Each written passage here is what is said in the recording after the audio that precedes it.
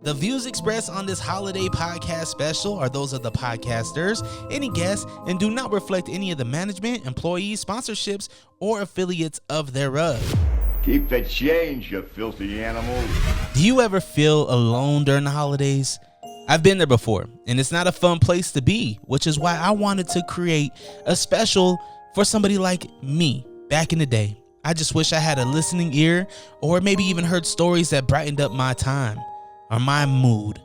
I wanted that. So here's my gift to you. This is 12 Days of Christmas with me, Dre Rocka. I got some of my closest friends, and we talk Christmas. We talk about their favorite traditions and new ones as well.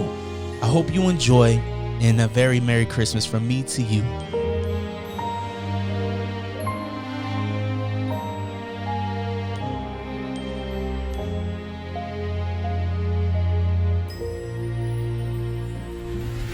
Keep the change, you filthy animal. Listen daily with my dad and his friends for 12 Days of Christmas. Only here on Unrestricted.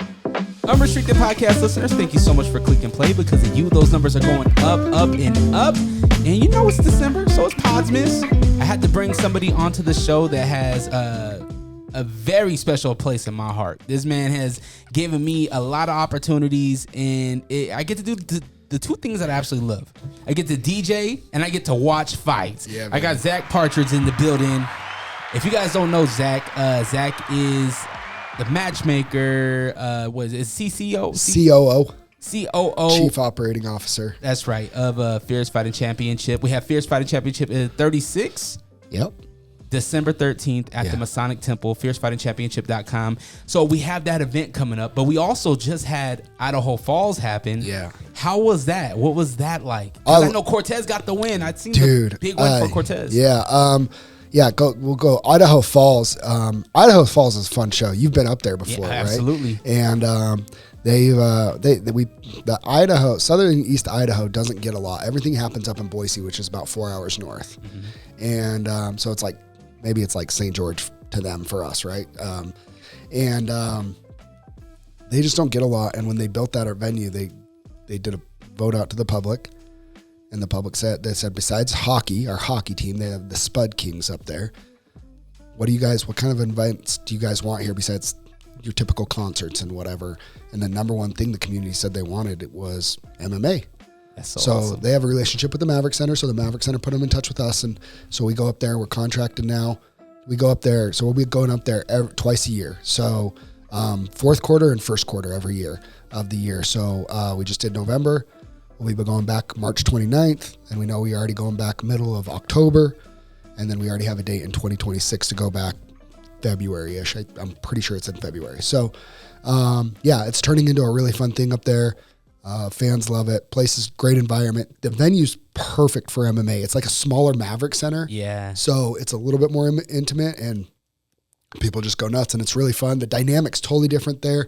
Where here in Salt Lake, mostly it's the friends and family of the fighters that come to the fights. Mm-hmm. Up there, it's mostly public ticket sales. Like it's swapped. It's like 30% fighters ticket sales, like friends and family of the fighters, and then just 70% of the public just coming to watch the event. Which makes sense because they're the ones that said we want this, right? But like we don't get that here in Utah because we're competing market share wise with so many other events that are always going on. Salt Lake's bumping. Yeah. Idaho Falls, they don't. Everything that happens mostly is happening at the Mount America Center. So when we go up there, the community just comes out and supports. And so it's really fun, and it's fun to keep going up there. It's really cool to see the opportunity the fighters are getting too. They're locally. Yeah. Like some of the local guys are getting the big opportunities. I mean, you look at guys like Cortez, that's just like, I guess the equivalent of like a Kent out here. Yeah, no, he's the guy there, right? Luis is the guy there. And, he was on a tough win streak or winless streak. But at the same time, he was fighting a lot of really tough guys. Mm-hmm. And we've talked previously about Luis and some things. And I have a lot of respect for Luis. Mm-hmm. I'll be honest. I think if I lost 6 in a row, I don't think I would get to 6 before I was done. You know what I mean? Yeah. And he keeps going out there. And the thing that people don't know about Luis is when I started working with him, the first fight I think I brought him down for was Kent. Mm. And didn't go his way. something is different. Dude, when he fought Ben Moa, he was different. He had a different persona. He had a kind of an aura about him. He was the Mexican Hulk. You gotta remember, he beat Eric Ivan twice. He knocked him out. Yeah. He's beaten some guys. But I think he lost his confidence and he lost his way a little bit. I don't know what it is. I think he's got a new girl in his life. I think he's engaged, new girl in his life. And it seems like he's back kind of doing the right things in his personal life. And now it's translating to the cage. And we saw him when he fought Zeke here last. He looked different. Very good fight, competitive fight. Just got caught because Zeke hits really hard. Yeah. So we go back up there, fights Devontae Jones. Another common opponent was Zeke. Devontae asked for the fight. And I'm going to say this too. Luis has lost twice at the Mountain America Center. Like, he was the main event the first time we went up, and then he was the co-main the time that Kent was the main event up there. Both times I sent him 3 guys. He picked the hardest guy all 3 times. Wow. Or the first 2 times. He picked the hardest guy.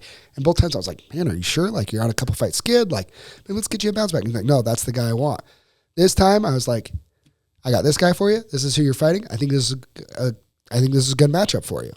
And Devontae wanted that fight, and Luis was just like, finally I think he just thought he was above some of the fights with guys with losing records, but he just kind of took, and dude, it worked out well for him, and I'm really happy for him. Where was his opponent from? Devontae's from Arizona. Oh, okay. And Devontae's great to work with too. And Devontae did some good things too.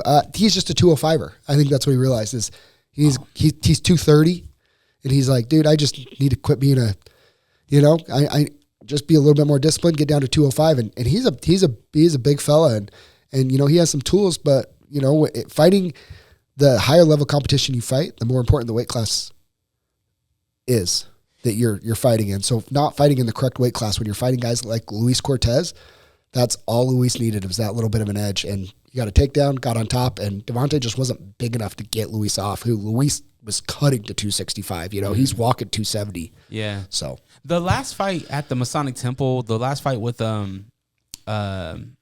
Hatchet, Jerome. Yeah, with Jerome Hatch, he was fighting the guy he fought. Was that at light heavyweight? Yeah, it was 205. The guy he was just tall, huh? He's a tall guy. When you talk about the guy getting off him, I feel like that was what Jerome's problem was. He couldn't really get him off him. Yeah. I mean, yeah, Jerome had a hard time getting him off him. We'll just leave it at that. Well, that's something that I look at and I'm like, do you see? Because I was talking to Zeke about dropping weight, but he was like, dude, I'm too heavy. No, dude, no. When he told me, he's like, what do you think about me going 205? I'm like, horrible idea. Well, he was talking about I guess he was fighting the heavyweight at like 260, but he wanted to fight at like 240. No, he's great. When he's 235, 240, that's a dangerous Zeke Law too. But he was talking about going to 205. Whoa. He's like, what do you think? And I'm like, why? Yeah. Like, what point does it serve you? He hits hard enough for heavyweight. It's not a power issue. He's the fastest heavyweight, one of the fastest heavyweights I've ever seen. All you're going to do is move down to 205 and close that speed gap because some other guys are going to be a little bit quicker now. You hit hard enough, you have a speed in here, has nothing to do with that. Zeke's worst enemy is controlling his output. It's not necessarily a cardio issue, but those guys that are so explosive like that, dude. Firas Zahabi, famous coach, George St. Pierre's coach, TriStar up in Canada coach. He broke down with Conor McGregor. Same thing. When you have those explosive guys, and when they explode, when they strike, they spend so much energy doing that it zaps their energy, and you can't sustain that, right? Oh, I'm sorry. Yeah. And I think Zeke's one of those guys. He's just so explosive and so powerful. When he goes, it's just a ton of an energy drop, and it doesn't matter how in shape he is. Once you use that energy, like you use it, and it's Zeke. It's not a. But I think when he's more in shape and he's like 235, 240, that energy bar lasts longer too. There's a lot of weight between light heavyweight and heavyweight. Sure. And when you drop that much, you close that gap, and it could be to your detriment. Yeah. You don't want that. No, but Zeke's big enough, right? Yeah. And good luck getting Zeke down and getting on top of him and stuff too. So Zeke's a heavyweight. I think that's where he should be. I'm not his coach. I'm not in his corner. I'm not whatever. But if you ask my opinion, which he has, he's a heavyweight, and I think that's where he should stay. I mean, he's fun to watch at heavyweight. Oh That's for yeah, damn sure. oh yeah. So I want to backtrack a little bit further. We talked about the Masonic Temple. It was our first event at the Masonic Temple in November, and was that on November? Or was it October? November 8th. Yeah, November 8th. That's right. What was your thoughts on the venue? How do you like? What was your thoughts on the venue, Mr. DJ? Beautiful venue. So I go in through the basement because I have to load up and never been to the place before. Mm-hmm. Go into the basement and you're met by the banquet hall. Beautiful venue, beautiful hall. That's cool, huh? Really, really dope. And that's where the vendors were and whatnot. We go up and Sajan's taking me to the elevator. I take an old 1920 whatever elevator. Yeah, I did not get on that thing, by the way. Oh, it was sweet. I have a little fear of elevators, so I did not take a ride on the elevator. My wife didn't either. Yeah, smart lady. She hit the stairs with Sajan, but we go up I go up this elevator, and it's one of those elevators where you have to pull the metal thing shut, and you can see each floor as you're going. Yeah. And we get off, and I'm looking, and there's like a lot of historical Masonic things, and like gowns and hats and certificates, and there's rooms for that. And I'm walking by everything. I'm like, whoa! Like I instantly get flipped around. I don't even know where I'm at, dude. Yeah, I started. So I remember. I think I was with the cage crew, but I was running around the building. I'm like, follow me. And they're like, how do you know where you're going? And it's because I'd been in there enough that once you figure out the maze that it is in there, it's fine. But it does take you a few times in there. I mean, we went toward that place, not just toward, but went over it with we toured it and then went there, took the commission there, viewed the setup, logistics with light and sound, everything. So I'd been in there, at least half a dozen times. I got to feel it. And that's kind of what it takes to, I mean, it's a cool building. It's 102 years old. 102. Wow. I mean, when I walked into the main hall where we were at, it instantly looked like, I don't want to say gladiator, but like it was like a cathedral. Yeah, exactly. Yeah. Like I just instantly think about everybody that's going to be on top of this cage, because you're not like, but you're on top of the cage, which is really dope. It was a fun event. The sound people did amazing. The lights looked amazing. The fighters showed up, man. There was some great fights. When don't they though? You know what I mean? Yeah. Like they always do. Just have to give them the platform. Fierce does a great job at that, right? From the fighters aspect of it, what were their thoughts fighting in this unique venue? From the most part for the fighters, all good. The locker rooms were downstairs, which was different. I had a couple of the fighters be like, it was really weird, like having to like walk upstairs to like before the walkout. Honestly, there was only one person that said not fighter. He's somebody else in the community. He didn't care for the venue or whatever. You can't make everybody happy, so it just is what it is. Literally everybody else, glowing reviews. Couple things I had to fix. There's one downside there. Not a great place to do a screen, right, for the replay. We tried to do the projectors up on the ceiling, but it just doesn't get dark enough in there. With the glow, that cylinder, that halo over the cage that glows, it creates too much light up there for a projector. So just not a great way to have like a replay screen in-house. That's a little bit unfortunate. But as a spectator though, but I didn't miss it. But you can watch it. That's why I say there's just not a bad seat in the house there. Yeah. It creates such a unique energy and creates such a unique vibe in there that we've just never had before. Because like you said, the seating goes up. So that upper balcony, it's looking right down on the cage. And I mean, there's just not a bad seat in the house. So like you said, you don't really need it there, but don't worry if you miss something or whatever. The show is free on YouTube within a few days after the show. You can go back and watch whatever you missed. But I think there is an aspect of sports and sports entertainment in general that get people off their phones and screens and stuff and be in the moment and getting screens away from there. I think that's part of the intimacy and the energy of and the coolness of the spectacle that is the Masonic Temple there for us. Well, I felt every bit of that. Like, get off your phones, be in the moment, live in the moment. You have the guys and girls next to you cheering for one guy. Why are they cheering for that guy? What's the story? Like, figure this thing out. Like, be in the moment. Yeah, there was. I mean, and yeah, the crowd was bumping all night, and you know, and we started later, right? We started at 7.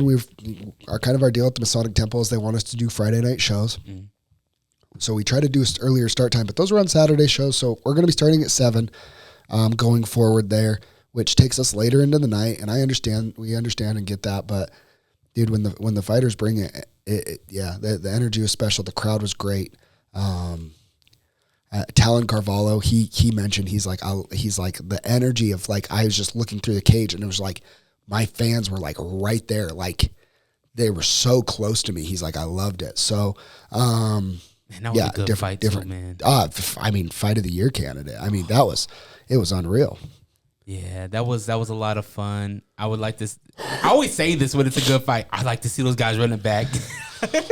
Yeah, it was interesting. I mean, Talon and his coaches, they wanted a rematch, and Logan Taylor and their coaches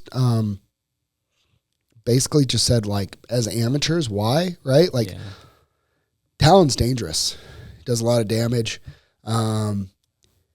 Basically, their feeling on it was, you know, Logan won, he got the win. Why run it back as amateurs when it doesn't count, when both of them have bright pro careers go through? I mean, ideally, like, would I love to see him run it back? Yes. Did I offer it? Yes, I did. But, I mean, you want to talk about stories. You like stories? Yeah. Watch those two progress over the next couple of years. Wait till they're fighting for the Fierce Fighting Championship professional lightweight title. You know what I mean? That's like a story to tell. I mean, the journey, those two will be paralleled to each other for the next couple of years, and I do believe their paths will meet again. It doesn't need to be as amateur. Like, go make some money to do it. You know what I mean? We know what type of show you two can put on. Why keep going to that well right now while you're amateurs? It's true. Let's go do it. You know, let's go do it. The cool thing about Fierce too, now that we have like a solid media package, like, you could create such a dope media package for the pro rematch. Oh yeah. Gosh. Yeah. So I mean, would the rematch be justified? I think so. I would have no problem. I mean, I did. I approached Logan Taylor and his coaches and his team about the potential of it. They wanted a new challenge. And a different one. So he's defending his title in February, and then if that goes all as planned and goes well, he wants to turn pro. So who's his opponent in February? Darian Orvin. Oh, Darian he beat Malachi Novosel at Steel Fist for their 155 title. Darian has made it known to me a while ago. He wants to hold belts at both promotions before he goes pro. So if you actually if you saw the Logan Taylor promo clip of me putting the belt on him, and then right before they were interviewing, I'm standing next to my wife. The blonde ring girl is my wife, Hillary. I'm standing behind her, right behind him, and you can see that I'm on my phone. That's actually Darian Orvin messaging me while I was in the cage saying, I want Logan next. Wow. So Darian's so active too. Wow. Okay. So Darian and Logan Taylor will be fighting February 28th at the Masonic Temple. Not that Talon doesn't deserve it, and Talon will be fighting that night too. I would have had no problems giving Talon the rematch, but I also respect Logan's position too, and just saying, like, you know, I'd like a different challenge, and we'll see. You know, Darian and Talon train together too, so Darian wants to kind of get that one back too. So let's see if that team can kind of get it back, or, you know, if Logan can, as planned, keep that undefeated amateur record intact, win a title, defend a title, go pro, see where his career takes him. There's only one other person that has a title in both promotions, right? Or would this be the first? Ammon Garcia was the Steel Fist and Fierce 155-pound champ. At the same time? Yeah. Oh, wow. Darian didn't win his 155 title till Ammon had already gone pro. or around the same. Yeah, but yeah, I mean, Ammon had already. There was a time where Ammon was both. He was the man. Does he have a date for 2025? Yeah, we'll see Ammon Garcia real soon. February? Yeah. Who against who? We don't know yet. Waiting for contracts. He broke his hand in that fight. It was, like people don't understand. That was literally the best pro debut performance I've ever seen. But he broke his hand, his left hand, in the first round. He used the whole second round, still just chucking with it. But it's a big part of the reason why he couldn't get up from the bottom is he didn't have any grip in his left hand. So he lost those grappling exchanges and got the draw and whatever. Scary proposition for the rest of the 155ers though. Ammon Garcia lost. I watched him lose his amateur debut, and I proceeded to watch him like a menace run through every 155er till nobody would fight him anymore. Turned him pro. He's treating that draw like a loss. I'm in the room with him every day. He broke his hand. I won't go into the extent of the injury, but it was bad. And he was back in the room training with one hand a couple weeks later, and he's chomping at the bit. We explored him fighting in January possibly, but no rush though, right? He's rushing. Like he wants it bad. That kid's hungry. Mr. Garcia, no rush, man. The opportunities are gonna come. Don't even try. You're a freak athlete, man. That dude is a freak. He's a freak. And I love. He's a freak. It makes me so happy that our promotion at Fierce FC, we have many of these freaks, like many of them, and one of them's gonna be fighting on the 13th with Haro. Hunter Azure. Yeah, You think he's a freak? I think so. Yeah, he's pretty good. Former UFC vet, pretty good. Yeah, man, I'm excited for that. I'm excited for it to see Kent get back in there. He wanted this Roundstone fight. Yeah, I think he wanted it. What's interesting is Roundstone asked for Kent. He Really? messaged me and he's like, "When can I fight Kent?" And I was like, "You sure?" He's like, "Yeah." I was like, "Okay, I'm not. That's what you want to do. Like, sure." He's been fighting in Dakota or Montana. Montana. He's from Montana, but he's living here in Salt Lake right now. I don't know if people know this, but Ruben's son is at Primary Children's Hospital, or his child. His child is at Primary Children's Hospital, Atlas. Born premature. Surgeries, everything like that. He's been living at the Ronald McDonald House just a couple blocks away from the Masonic Temple. Oh, wow. And, so he's living here and has been for almost 3 months. Oh, wow. And so he's training at Fight City. And that's funny because that's where Zeke's at. But Zeke hasn't been there since Ruben's been there. Really? I think healthy. I mean, I don't know. I'm not trying to speak for Zeke by anything, but Zeke and Ken are boys. Yeah. And then there's a healthy respect between Zeke and Ruben, I think. So it's like, I just think he's just kind of removed himself from the, you can't do that. Dude, my seat just gave out. Hold up. Sorry, I need new chairs. No, we're good. Make sure you go to allrock.com. That's right. Buy a t-shirt. Let's go, baby. Wow, that's, is he doing any type of like donations or anything like that? I don't know. I mean, dude, you can go buy a ticket from him. Yeah. People go buy tickets from Ruben. That's how you can support him. But that's a big reason why I wanted on this card. And honestly, it's kind of why I wanted him on the card. And Ruben's he's game, dude. Like, there's when in a time that people don't understand how few people want to fight Kent. How many guys I have. Hey, you'd be interested in fighting? Yeah, sure. Who's the opponent? Yeah, great, cool. Send it to him. Look at the film and go, nah, we'll pass. Thanks. Like. Only Cameroonians want to fight. Yeah, that guy was a freak. Nobody wanted to fight that guy. So, but Ruben, I respect fighters like that. Ruben wants Vandera. Oh my gosh. He's like, hey, I beat Kent, I get Vandera, right? I was like, sure. Like, yeah, because he's still holding the heavyweight title. Yeah. And when's he has to defend it this year, right? Or vacate, right? No, there hasn't been an option for him. He's down to do it. There just hasn't been like who makes sense. Like there's a business aspect. We are a regional MMA show. Like to put on a fight between Jared Vandera and who? Like Jared Vandera is not cheap. Yeah. Like whoever's going to fight him is not cheap.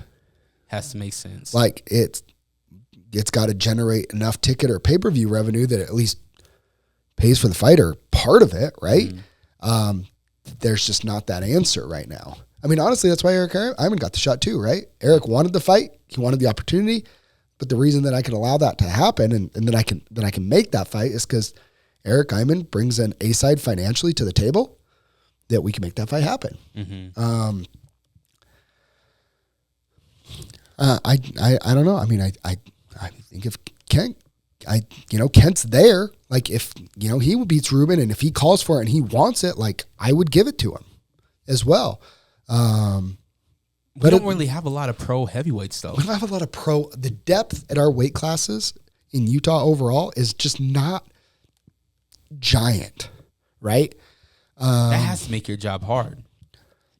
Especially yes and no. You want to see pro heavyweights. You want to see that on your cards. Yeah, yes and no, but at the same time, and Jared's so great, but so this is the beauty of where Idaho comes in is because the public supports so much that it allows us the ability to put on just some just really good fights. Like we put on, just some really good fights that are just banger fights with no quote unquote local draw because the locals come out anyways. Yeah. So, at the very least, Jared Vandera will be defending his heavyweight title March 29th in Idaho Falls. For sure. If he is not signed to a bigger show or anything by then, like he was supposed to fight this weekend.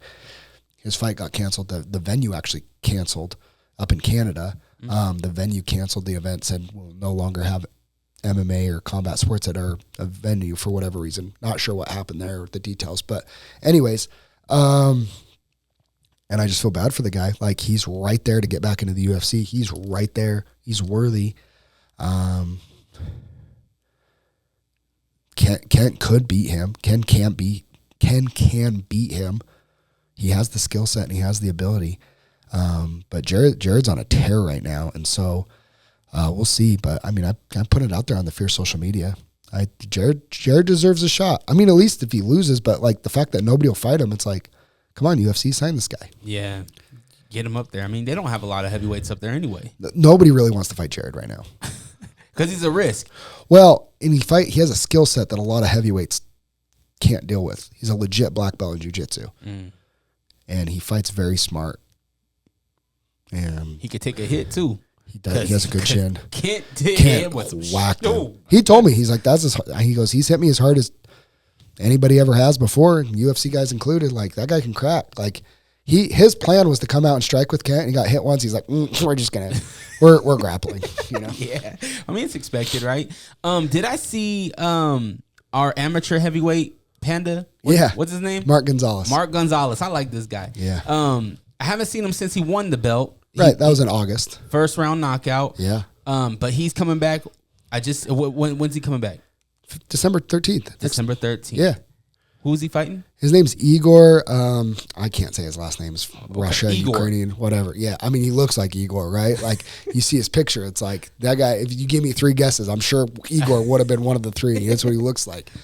He is a grappling machine from that part of the world. And he's coming out and he's going to kind of, the big thing with Mark is his next fight, he wants to go pro. So win or lose, he's going to go pro. He really wanted to test himself. He's testing himself against somebody with a skill set that he's never had to face before. Somebody that's significantly a better grappler, or is on paper shows that he's a better grappler.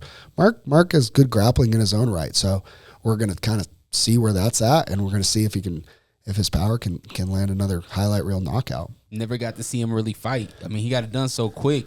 So now I love it when I get to see a real fight, not a quick. I mean, quick ones are awesome. Yeah, he wanted to test himself. That's what I liked about this fight, and I appreciate when a fighter, he's not going to pick and choose. He wanted a hard fight before he goes pro. So that's what he got. December 13th at the Masonic Temple. Doors open at 6 p.m. Fights start at 7. Yeah. FierceFightingChampionship.com. Who else on this fight should we be excited to see? We got a couple title fights. David Kim defending his amateur bantamweight title. Already? Wasn't he just in September? Jeez. Yeah. So David's super active, and he I think we're going to see him. If everything goes to plan, he wants to challenge for the flyweight 125 title in January. So the guy won that in September as well. Lance Regenball, our current flyweight champion. Wow. So David is one of the most talented amateur fighters in the state of Utah, hands down. He has a skill set that a lot of people are going to have a problem with. Very good wrestling, elite MMA jiu-jitsu, very good striking. His whole thing has been activity. He wasn't active for a while, but when he's active, like he can go on a run. And I believe he's a guy that like his ceiling is UFC. Like he's good enough to get there. He has a young family. He owns a business. So it just depends on priorities and what you want to do, and to each his own and whatever he wants to do. But right now it seems like he's pretty focused on fighting, and it's really exciting for Fierce Fighting Championship to have guys like David Kim. And it's also could be, not good news for a lot of 125, 135ers. But at the same time, it's just where he wants to put his focus right now, business, and stuff, or fighting. And it seems like he's been able to balance both right now. And he's a fun fighter and a phenomenal human being. So we love him. He's the one that just started the school, didn't he? Yeah, he bought a couple premier martial arts locations. That's what it was. One in Utah County and one in Riverton. It is a freezing December day. Your coffee's brewing. You're trying to stay warm. You can smell the holiday scents in the house. Grab your coffee, grab your hot cocoa, grab your beverage of choice, and I'll bring the stories. Hi, I'm Dre Rocca, and this is 12 Days of Podsmas. We'll be talking to some of your favorite people, getting to know what their childhood Christmas was like and what they're doing today. Listen daily with my dad and his friends for 12 Days of Christmas. Only here on Unrestricted. Yeah, I think he cursed and he was like, pardon my language. Yeah. I was like, this is a good guy. Nice like place guy. Speaking of September, are we going to see Fierce Challenger Series come back? Because it's been a few months. Yeah. We need to figure out what capacity. The Temple is such a unique venue and it's such a good venue, but the seating is limited. But we've kind of blended the shows, right? Where maybe we won't have the cards that have 8 pro fights on it like we had at the Maverick Center, like we had in August. We had a bunch. Yeah. We're not going to have that at the Temple. But we will be going back to the Maverick Center. Don't worry. In 2025, we're going back to the Maverick Center. Had a great conversation with them. Our partnership with them is great. But the Maverick Center needs to become special and unique again. And I think when we were going there 4 times a year, I think some people didn't appreciate it as a very cool opportunity and experience. Yeah. So the Maverick Center is going to kind of become a mega event once or twice a year. But we're not going to be going back until almost a year off. We were last there August 3rd. Like, we're not going back there until late August, September timeframe. So because of that, we're going to be building at the Temple. We have so many fighters here in Utah, though. I mean, I just booked our January card, which is awesome. But I noticed there was only one debuter on the whole card. That's tough to. There's guys coming in these gyms and they want to get on cards and stuff, and so we've really got to figure out how to find that balance of giving all the guys that we currently have fighting for us that want to be active and stay active and keeping them active, as well as giving those guys opportunities as well. Yeah, how do you find that balance? How do you find that? Honestly, that's the trick that I'm playing with right now. Right, we have this great thing going at the Masonic Temple, and the reality is everybody's like, well, just do more fights. The thing is, and you've been there, even when there's great fights all night, there comes a point where too much of a good thing even becomes a little bit too much and people get kind of bored. Mm-hmm. They just do. You can only see so many great knockouts before you're just like, maybe we leave, maybe. The energy just kind of dies. Well, nothing is worse than when the energy and crowd is flat for the co-main and main event. Yeah. Except maybe their fans specifically. But everybody else, you kind of get burnt out. When you do 13, 14, 15, 16 fights, which the commission allows up to 16 fights, you do 16 fights, the night just gets too long. Yeah. You lose that energy. And from what we've seen, some of our best energy shows that we've had are like 8 to 10 fights. Mm-hmm. That's what people love. That's what people want. I book 12 fights. Every card I book at least 12. sometimes 13, expecting to lose a couple, and we hope we land in that 9 to 11 range, which like we're going to have on December 13th. I booked 12. We just lost a fight. Might be losing another one. We had 10 fights. 10 fights is still a great night of fights. Oh, Doesn't sound like a lot, but that's still 2.5 to 3 hours. It's a jazz game. So when you pay a ticket to go to a sporting event, that's kind of what people want. Yeah. They don't want to be there for 5-6 hours.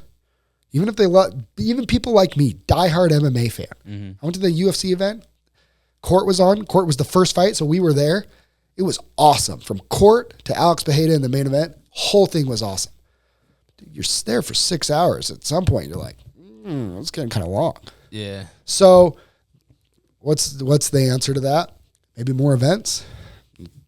It becomes a financial drain on fans, sponsors, everything else. So I'm not sure what the answer to that is. It might be going back to Warehouse 22 and just doing some all AME local shows. Like, we're not doing any travel or anything on those shows. Maybe it's just all AME, all Utah local fights. Be at Warehouse 22, trying to just keep the budget down and just make it happen, just so that the guys can keep getting their reps and then go to the temple and just doing our thing. Yeah, because it seems like you said, there's always new guys going, new girls and guys going. Absolutely. Not enough girls, ladies. We need you more, dude. We need more women MMA fighters for sure. And you are the platform. Fierce is the premier platform for these fights, especially for pro. But I know the amateurs want the opportunity too. So hopefully there's something there that we can get them more opportunities. Yeah, it's if I had the buttload of cash, I would just be like, yo, let's do it. Yeah, me too. Yeah, me too. I just had that conversation with Sagen as I was driving here. He's like, what are we going to do? Like Warehouse 22, maybe we can start doing shows every 3 weeks instead of every 5 to 6. Like, it's a lot. It is a lot. But it's a lot of fun. A lot of fun, a lot of opportunity too. And it's a lot of opportunity, but it's a business. At the end of the day, I think that's the hardest thing that people have to wrap their head around. For us, it's a business. Mm-hmm. It's how I feed my family. It's how Sagen feeds his family. Yeah. So the legitimacy is it's got to. It's like you said, it's got to make sense, and it's a tough balance. We want to give everybody an opportunity. But now that we're getting to the point where it's like when you're picking and choosing who gets to be on cards on what, it's why I tell fighters all the time, you're your own brand. And it's so important that you are posting, you are doing everything to bring your attention. Here's the thing. I tell people this all the time too. It's like, if you sell tickets, I'll always make room for you on a card. Mm-hmm. If you're a ticket seller, if you're a draw, you bring eyeballs, and you bring money through, you get a pick. I've had people criticize me. I don't know why. Kent's like the best person in the world. He's a great person, great dude, but he's also a great business partner with Fierce. Mike Jones, Joel Haro, Zeke, all these guys that, people are like, man, you guys I had a coach who he's like, why don't you put my guy up? Like, why don't you put my guy up like you put Kent up? Kent's a better business partner. I like Kent. I like your guy.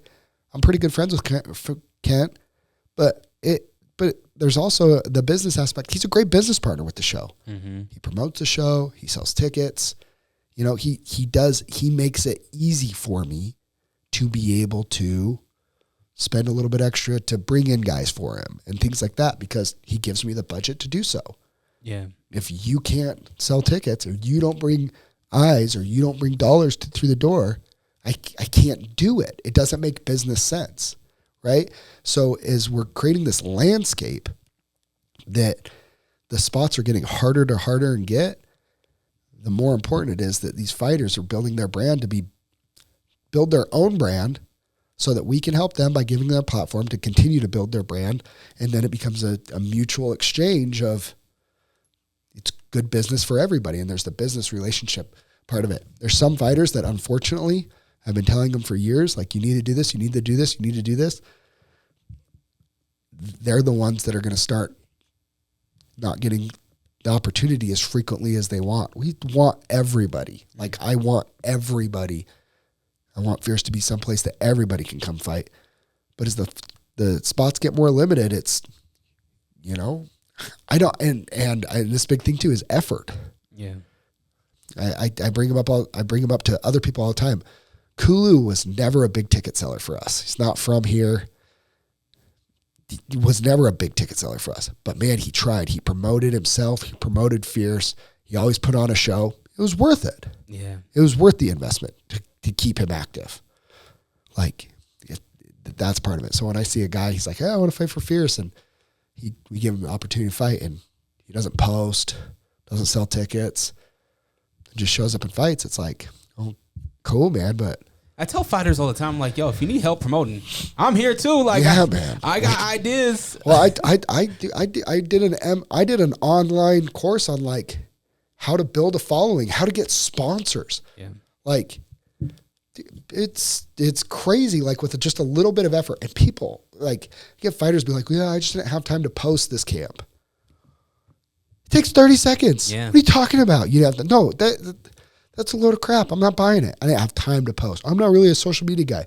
It's 2024, dude. Almost 2025. You better figure it out. Yep. People get in their own way with that stuff. Either that or start enjoying traveling to fight. You're not going to fight at home anymore. Yeah.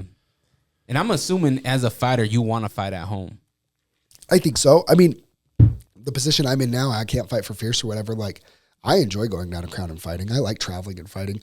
I want to before I'm done, which will probably be sooner rather than later. I want to go be the away guy in a crowd and experience that one time.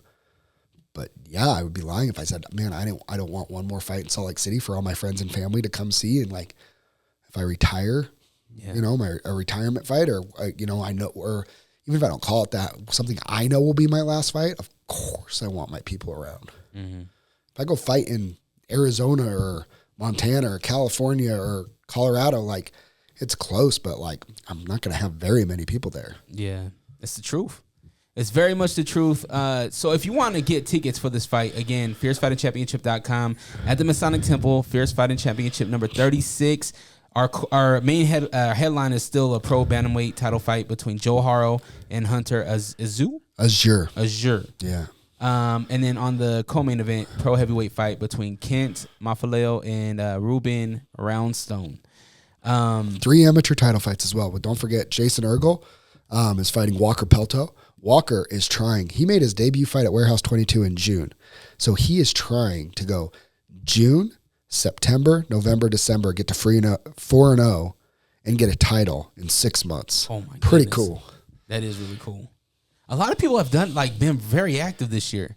I mean, but so again, Walker, he's from Bear Lake.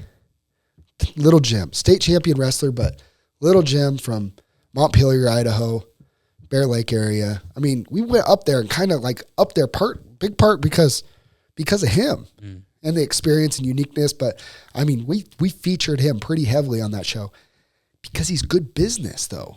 He's a good business partner. He's a great kid, incredible human being, awesome family, everything. Makes it easy, but it's a good business partner. That's what you need.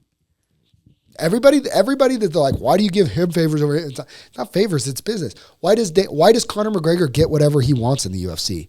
Great business partner. Up until recently. Yeah. But, you know, everybody's like, oh, Dana White privilege, Conor this, Conor. Great business partner. Yep. He made them so much freaking money. Mm-hmm. He saved cards that he didn't have to. Great business partner. You're a great business partner. You do stuff for him. Why do you do stuff for him that you don't do for everybody else? Because he does stuff that not everybody else does. Yeah, absolutely. You mentioned 3 more title fights on that amateur title fights. So we have Jason Ergel and Walker Pelto going for the vacant middleweight AMI title. Then David Kim will defend his bantamweight AMI title. Mark Gonzalez defending his heavyweight amateur title, and then to top the card off, obviously, is the main event. Joe Haro versus Hunter Azure for the vacant bantamweight title. Joe lost his title back in Idaho Falls, January of 2023. Yaz Haji lost his title to Michael Sear. Michael Sear was supposed to fight Joel Haro back in May of 2024, pulled out due to injury on fight week, has since, I think, pretty much since his next fight was at featherweight, decided he's not doing the cut to bantamweight anymore. Whatever. He's been stripped of his title. Now Joel and Hunter will be fighting for this bantamweight title. Oh, that's exciting. Get your tickets, fiercefightingchampionship.com. You mentioned January. Where are we at January? I mean, January's loaded. Contracts are out. Julian Ruiz is back in main event, fighting another PFL vet. Very exciting. Zeke Latu is back, fighting former Ultimate Fighter contestant, OG in the MMA game. His name's Jeremy May, very exciting fighter. We got Ricky Mamone defending his featherweight amateur title. His brother Cam Wela fighting on that card. There's Chris Chu, another guy super active. Yes. He's back. Hold on. He can't fight enough. Chris Chu. Isn't he on next week? No, he fought in November in Idaho Falls. Who's the Chu that's on? Oh no, he did fight Idaho Falls. That's right. That's right. Yep, got to win. He's 3-1. I mean, he made his pro debut back in April at UVU on a short notice fight. Since then, he is 3-1 and on a tear. This will be his 5th fight in less than a year. I'm just assuming good business partner because the crowd loves Chu. Good business partner. I hear the crowd. I'm like, man, this guy. The people love this guy. He's loved, and he is because he fights and he fights stuff. Dude, it's fascinating, but people won't remember. But he said, "Can I send you a list of people that I want to fight?" And I was like, "Yeah, send me a list." And dude, they're all monsters. Like the toughest fights. Like the guys that people are like, "No, thank you" to. So I love Chris Chu. What's he Great fight business at? partner.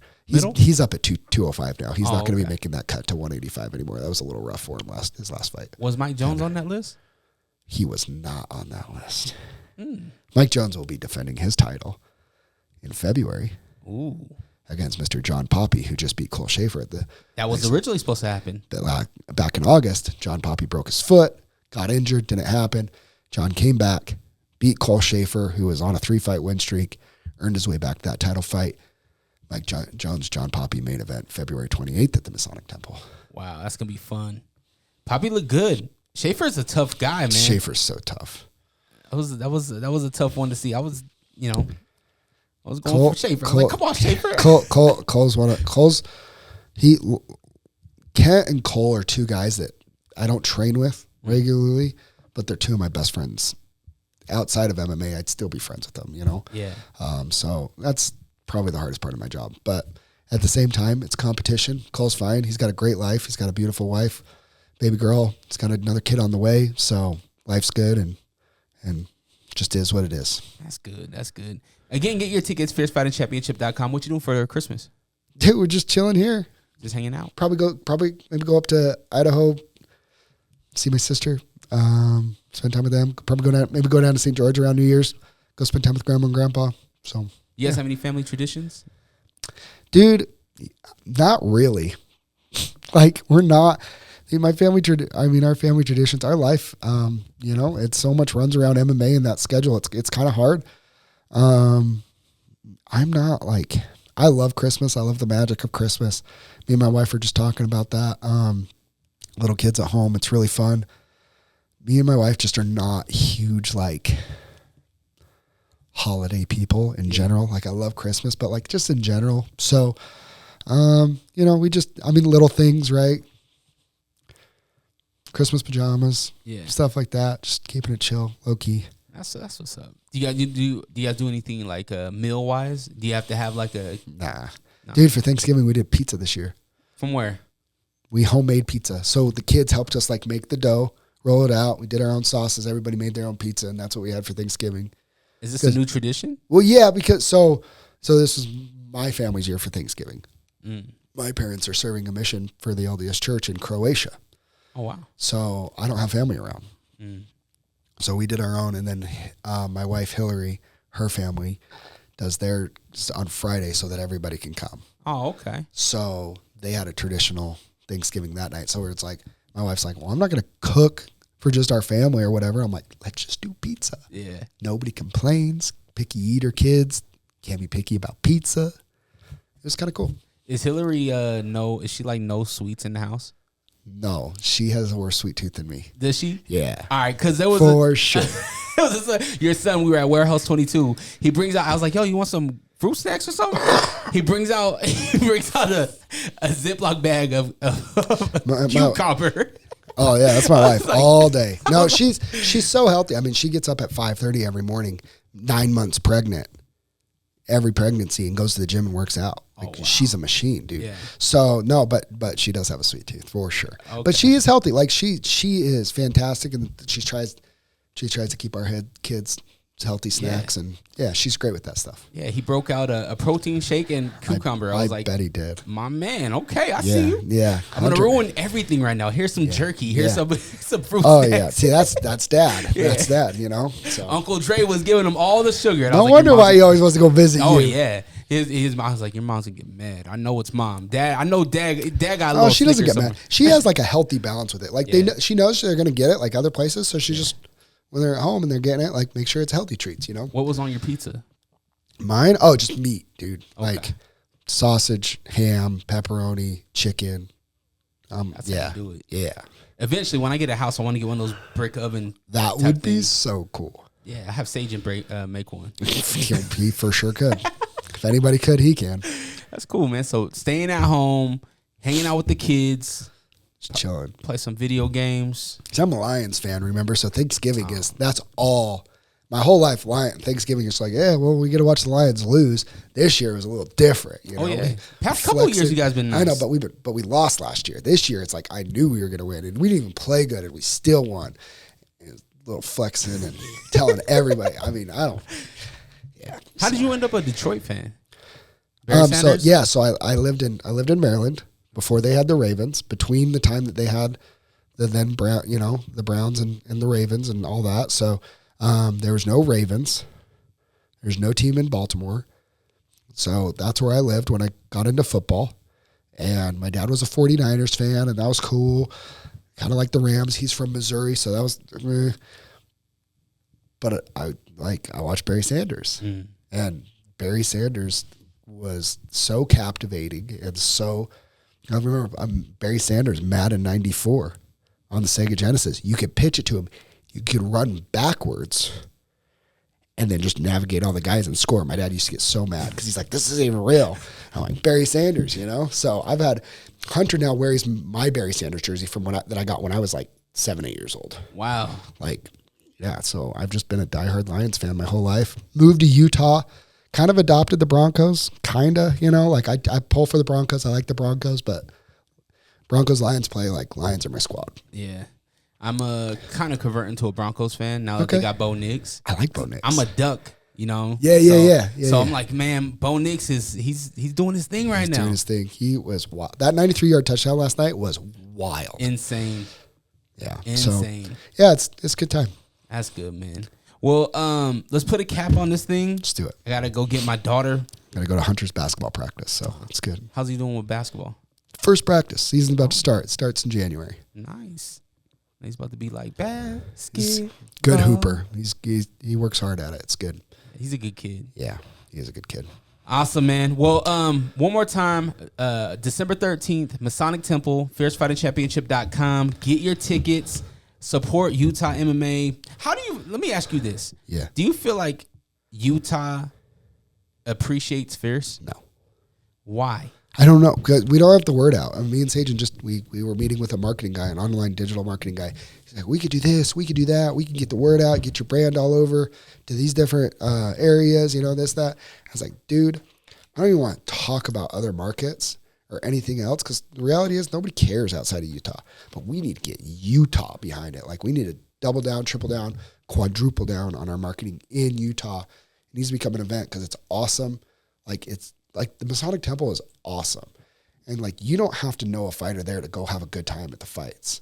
So that's what we got to do. And I feel like the Utah MMA community appreciates Fierce. Mm-hmm. I mean, there's very few people that I feel like don't appreciate us. Like truly, it's humbling, the messages that we get after shows from coaches, fighters, OGs of Utah MMA, just be like, what you guys are doing is really cool. Really appreciate you guys. It's truly humbling. I feel like the Utah MMA community appreciates it, but like we got to get Salt Lake City and we got to get Utah behind it. Like, hey, you guys, we have a really good show here. Like, come check it out. And once we get there, we'll be able to go back to the Maverick Center more recently and have big crowds at the Maverick Center maybe a couple times a year. Mm-hmm. That's where it's at. Go get your tickets. Again, fiercefightingchampionship.com. Zach, what's the socials and the podcast? Mine's Ridge79. I'm pretty boring though. Follow everything on Fierce Fighting Championship. That's where everything's at. Just at Fierce Fighting Championship. Podcast is on Fierce Fighting Championship's YouTube channel. Go subscribe to that. There's got over 3,000 followers on that. Blake's done an unreal job growing the YouTube channel. All of our social media is awesome. So yeah, it's good. Yeah, salute. And salute to Jackson. Salute to the whole team. Jackson, I just see his little highlight of him crossing dudes over and shooting. I was like, I'm dude, he can hoop. He's a good athlete. You know, but he didn't want to come out and shoot no hoops with me over spring. Hoops. How you know? And you know, the funny thing about it is, I'm like, yo, come shoot some hoops Sunday morning. Come out. He's like, yeah, maybe. And then come to find out later on in the night, he's at the same park that we played hoops at. I'm like, all right, hoops. All right. This guy. Cool. You can follow me at DreRawka, DRERAWKA. And if you want to support this channel, if you want to support this show, you can make a monetary donation at allrock.com, ALLRAWK.com. If you don't, it's harder out here. You know, people buying gifts, people, making pizzas. You can just share the content. That's one of the best ways to get the word out about Utah MMA as well. As share a fight. Share a post. The social media is buzzing with different content, so definitely go do that. All right, y'all have the day you deserve. Always protect your light. Ready for this? Merry Christmas to all, and Merry Christmas to all, and to all a good night. Peace. All right. I just caught the clip of the Roundstone interview. Yeah. So I need to finish. I need to watch that full interview though. Yeah, So it's Monday, so it'll drop Wednesday? Yeah. Yeah. So all of Blake's podcasts and interviews drop on Wednesday. So yeah. Man, Blake's so good at that, man. He's really good. Yeah. He's really good at it. I mean, everything that he does, like. No, he's phenomenal. And it's cool because he's starting to get recognition, right? He just did a show in Vegas called Baroka. They're a new show trying to kick off, and they hit him up, and he did their play-by-play, got to sit next to Floyd Mayweather was there at the fights, and Floyd was sitting there next to him for a whole fight. Just did a couple of shows down at, Dixie Tech now, or Southern Utah Tech, whatever it is, for ESPN Plus, their basketball. So he's getting on ESPN, he's starting to get some opportunities, which is really cool for him, and we're super happy for him. I'm super happy for him. All right, man, let's start this thing.